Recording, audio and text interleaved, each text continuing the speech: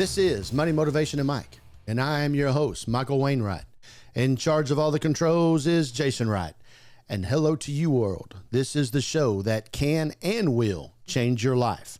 You can contact us at info@mx3.vip, which, by the way, people have, Jason.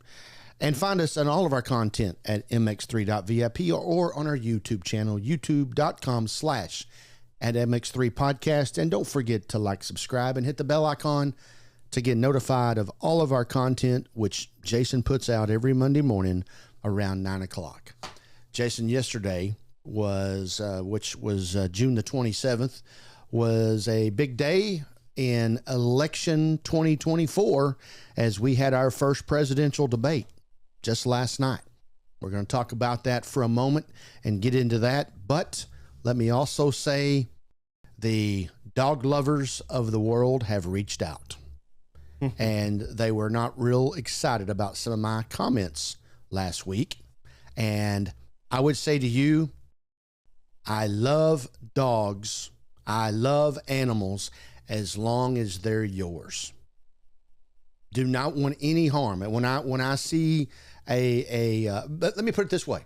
I have gotten out of a car and picked up a turtle and moved it across the street. Just so you people know that I do have a little bit of a heart for an animal.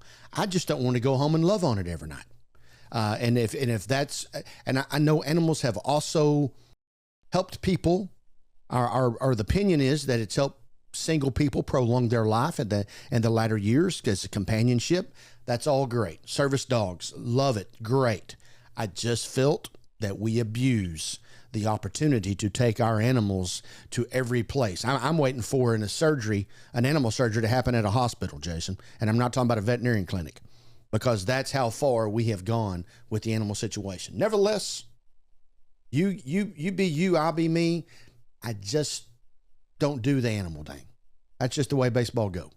You understand? Understand. Hey, now, wonder if President Biden and former President Trump have animals. Well, the answer is yes, they do. And maybe they were on display last night, because a lot of people, and the census out there is not real excited about our first presidential debate in either direction. Now, I've asked two questions that we will try to answer before the end of this episode. The number one is the American voter any more informed today? The second question is, does the American people feel better about the two candidates today versus what they did yesterday? We're going to get into that. And maybe we'll even, Jason, maybe you will answer that question there at the end of the show, because frankly, I've already answered these two questions in my own mind, and I think a lot of other people have as well. Nevertheless, I was looking at some stuff on the New York Times before we come on the show here, and our first presidential debate, and I'm just going to talk about a few things. And by the way, the debate went on in Atlanta, Georgia, which I thought was interesting that they had it on the East Coast, because that's where they would have had to stay up the longest. If they'd had it on the West Coast, they would have had 2 more hours of sleep and preparation, since combined, these guys are approaching 160 years old. Nevertheless, and the age factor in a lot of people's eyes is a big concern. It is a big topic. To me, that in itself, when you can't get past the age. Now, you think about this. We in the United States of America are big on job interviews where the age is not supposed to come up. You're not supposed to lose a job opportunity because of age. And in the most powerful position in the world, the number one topic, I shouldn't say the number one topic, a topic on most people's minds is the two candidates' age. Isn't that interesting and ironic? They go to battle for labor laws every day. And one of the first things that the people who are deciding, the American voter, on putting them into office, can't get over the age. All right. I would say President Biden struggled through his first debate last night in the 2024 campaign, and the New York Times does as well. Donald Trump meandered and mumbled through his answers as the former president pressed his case for a second term, and with limited resistance from his rival. And what I mean by that is Trump had a response, right, wrong, good, bad, correct or incorrect, for everything Biden did. Biden did not have a whole lot of rebuttal for what Trump did, except maybe when they got into the golf game. And we're gonna go over that video here in just a minute, because it's almost like we're gonna have a little reaction stuff today as well. But I'll save that for a minute. Trump was confident and forceful, even as he let loose a stream of misleading attacks and falsehoods. Now, this is according to the New York Times. And President Biden spoke. It seemed like he was hoarse. You know, his voice was definitely not there, and it was halting for sure. Closing his eyes occasionally to gather thoughts, and sometimes he couldn't be controlled. The Democratic anxiety rose by the minute, and about halfway through, people close to Mr. Biden put out word that he had a cold. So we had to put out that he had a cold during the show. Did you know that? Mm-hmm. I did hear that. They disagreed on abortion, inflation, climate change, foreign affairs, and immigration.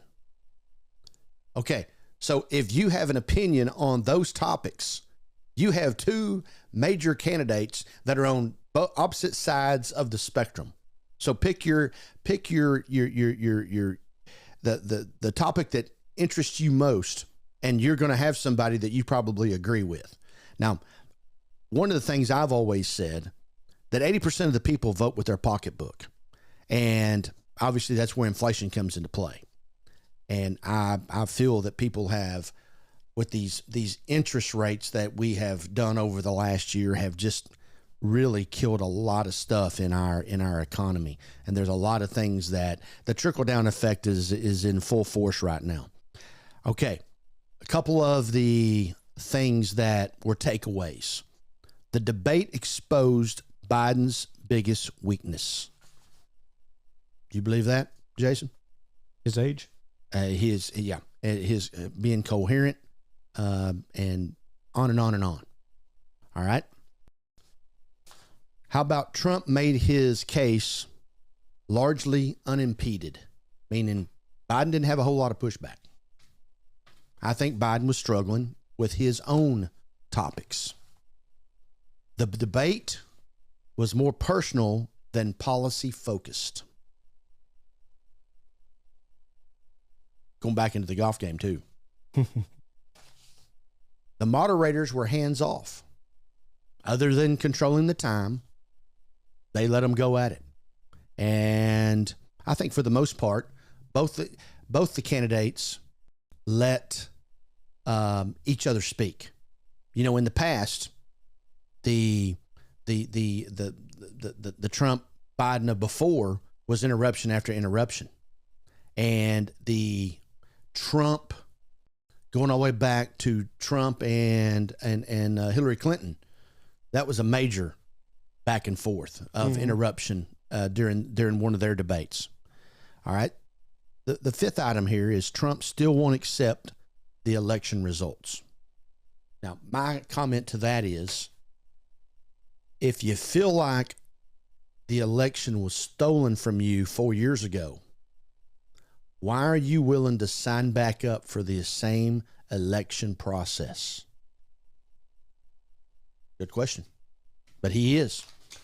And frankly, today, according to the latest polls that came out of last night, he has a very good chance of winning. The next one, the split screen. You know, we've never really seen that, because you know whenever a candidate's talking, they put it all on them. Mm-hmm. The split screen damaged Biden. Yeah, by definitely whenever he wasn't talking, it was a concern by his facial features. So those are some of the thoughts from the New York Times with Shane Goldmaker and Jonathan Swan. You can also you can obviously go find them in the New York Times, and these topics that we just talked about. There is more in-depth thought and talk on those particular takeaways, those 6 takeaways that we just discussed. Now, let's roll some of the footage here, Jason, and I'm going to comment on some of these. Actually, I'm going to comment on all these. I'll have some comments, but before we start, once again, the 2 questions. Is the American voter any more informed today? And does the American people feel better about the 2 candidates today? Let's roll this first. Let's roll this first one here. Thank you. Let's turn now to the issue of immigration and border security. President Biden, a record number of migrants have illegally crossed the southern border on your watch. Overwhelming border states and overburdening cities such as New York and Chicago, and in some cases causing real safety and security concerns. Given that, why should voters trust you to solve this crisis? Because we worked very hard to get a bipartisan agreement that not only changed all of that, it made sure that we are in a situation where you had no circumstance where they could come across the border with the number of border police there are now. Okay, let me first say this. One of the things that in Trump's 6 years, he was very matter of fact on was Border Patrol. Mm-hmm. All you had to do as an incumbent was continue the process. And on day 1 of your office, you started shutting down the wall. Now, I don't know about this bipartisan. See, right off the bat, asking you what you're going to do on Border Patrol, you automatically deflect to bipartisan, meaning we have this great plan, but we can't get the other side of the aisle to vote for us, vote with us. That's what it tells me. We significantly increased the number of asylum officers. Significantly, by the way, the Border Patrol endorsed my position. In addition to that. All right. You got some other footage there or something? I know the Border Patrol Union came out. Here it is last night at 8:33 p.m. on June the 27th. Border Patrol Union post. To be clear, we never have and never will endorse Biden. That is straight from the Border Patrol Union. Continue on, Jason. We found ourselves in a situation where when he was president, he was separating babies from their mothers, putting them in cages, making sure the families were separated. That's not the right way to go. What I've done since I've changed the law, what's happened? I've changed it in a way that now you're in a situation where... Stop there for a minute. Wasn't it proven that they were separating families? Now, I don't know about these cages, but I know that was a big deal. Of when they come across, they put them in, let's just call it isolation, Border Patrol jail or whatever it was. Now, obviously, you would be against that. Is this also where they're putting them on buses and taking them into other cities? Wasn't that the governor of Texas doing that? Yeah, that's during the Biden administration, yes. Oh, they were doing it. Okay, yeah, all right. There are 40% fewer people coming across the border illegally. President Abbott. Governor Abbott. And I'm going to continue to move until we get the total ban on the total initiative relative to what we're going to do with more Border Patrol and more asylum officers. Okay. I would assume the reason on this particular clip that Trump did not necessarily speak, or we don't have that clip right now, is because we all know where Trump is on this deal. And I've never understood how in 4 years in office, you can come back and then tell me what you're going to do in the next 4 years that you didn't get done in the first 4 years. How long does it take to do something? How long does it take to get Border Patrol down there? How long does it take to cut an interest rate? How long does it take to increase unemployment benefits? Not very long. All right. So nevertheless, I'm really still not for sure exactly what all Biden was saying there, other than the fact that he's going to do more in his second term. All right. What's our next clip here, Jason? The golf handicap. Oh, my goodness. All right. First of all, let's roll it. Let's just roll it. But I took 2 cognitive tests. I took physical exams every year. And, We're also talking about Trump's health. Yes. Which I believe Trump wanted to get into the health topic because he would feel that the American people would see him as healthier than President Biden. For sure. we knock on wood wherever we may have wood, that I'm in very good health. I just won 2 club championships, not even senior, 2 regular club championships. To do that. Okay. I'm going to tell you, I know none of the facts about his 2 club championships, but that's a joke. You have to be quite smart, and you have to be able to hit the ball a long way, and I do it. He doesn't do it. He can't hit a ball 50 yards. He challenged me to a golf match. Hey, by the way, for you listeners, during this whole Trump golf odyssey we're going through here, Biden is just smiling and laughing. And frankly, with some of the comments that Trump's making, I am as well. And like I told you off the air, Jason, back when Trump was president, Rick Riley of the New York Times wrote a book, Commander-in-Chief. And it's pretty well known that Trump does cheat on the golf course. He can't hit a ball 50 yards. I think I'm in very good shape. I feel that I'm as in good a shape as I was 25, 30 years ago. Actually, I'm probably a little bit lighter, but I'm in as good a shape as I was years ago. I feel very good. I feel the same. But I was willing to take a cognitive test. And you know what? If I didn't do well, I aced him. Dr. Ronnie Jackson, who's a great guy when he was White House doctor. And then I took another. Okay, by the way, Ronnie Jackson, to Trump's side, Ronnie Jackson is a good a good doctor, because he gave Trump a clean bill of health. Which, oh, by the way, last year Biden got a clean bill of health too. Another one, a similar one. And one of them said they've never seen anybody ace him. Thank you. No, one of his doctors said he's never seen anybody ace the health deal. First of all, he said Ronnie Jackson, who was then the doctor at the White House, the 2 doctors, frankly, if I was in the doctor business, I would not want to give either one of them a health test, either one of them, because I'm going to come out, and even if they do have a clean bill of health, the American public is not going to believe that.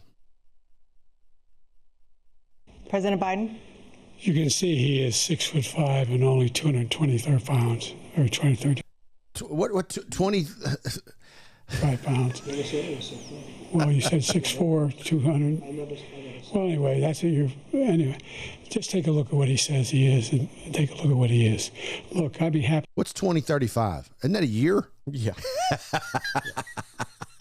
You don't know when or where he is. I will.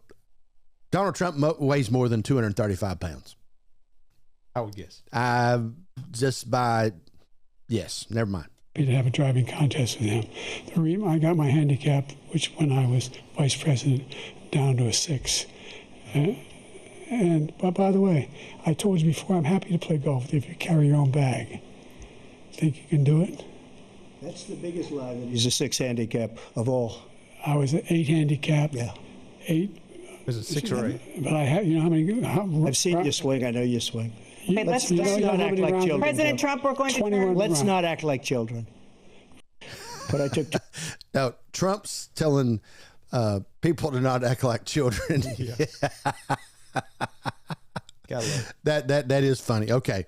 Well, it is also funny that Biden says that he is a 6 handicap, but before he was an 8 handicap, yeah, right? during the conversation, his handicap went up 2 strokes. Yeah. All right. He had 2 strokes in that time. My first round of golf was when I was 12 years old, and I have played some golf on and off over the course of my life, and consider myself to be athletic, and played a lot of sports growing up, and on and on. There is no way that either one of these guys are a 6 or 8 or 10 handicap. Now, what they should have done during this, of course you can't do it, but maybe they're going to do it now. Okay, handicaps are posted. So if I want to play you this afternoon, Jason, and we don't know each other's golf game, and we have an established handicap with the United States Golf Association, we can go on there and I can see what your handicap is. And frankly, I think both of these guys' handicaps is their golf game. That is their handicap. But if Joe Biden got his handicap down to 6 while he was vice president, he was not in the vice president office very much at all. This is, and here's what else is really funny is that the American people listen for 3, 4, 5 minutes talking about golf, the most important position in the world, and we're talking about golf. Blah, blah, blah, whatever. I would like to continue on with this, but, just over these couple of topics that we've basically been laughing at, and my 2 questions, I mean, we've already been doing this for 25 minutes already. All right, so I propose to you, and I propose to you, the American voter. Hey, if you're not a registered voter, you need to become a registered voter. Big deal is voter apathy is what it's always about, and you have plenty of time to go and get registered to vote. And then the last time these 2 guys ran against each other 4 years ago, there was a tremendous turnout. Whether some of them were fictitious or not, there was a lot of turnout. And like I said, in one of the 6 takeaways is Trump still doesn't believe that he was defeated. But nevertheless, is the American voter any more informed today? How about you, Jason? Do you feel more informed? No, because I feel like I kind of knew where Biden was beforehand. So, and Trump. Yeah. Okay. Does the American people feel better about the 2 candidates today? No, not at all. I agree both. I agree. That's my 2 answers too. Yeah. Is I don't feel better and I don't feel any more informed. Maybe we're more informed and we feel worse. I mean, that could be the topic there. We know more and we feel worse. That probably is how we should wrap up our first presidential debate. Money Motivation and Mike continues to bring you information. We didn't even get into any numbers today, Jason. I bet we're over 50,000 subscribers. 50,274. Oh, 50,274. Okay, fantastic. We have hit the half-century mark with the YouTubers. And, of course, the podcasters have always been strong as well. You can always find our information at mx3.vip or on our YouTube channel, youtube.com/@MX3 Podcast. And don't forget to like, subscribe, and hit the bell icon to get notified of all of our new content, which comes out every Monday morning around 9 o'clock. Once again, go and send us emails at info@mx3.vip.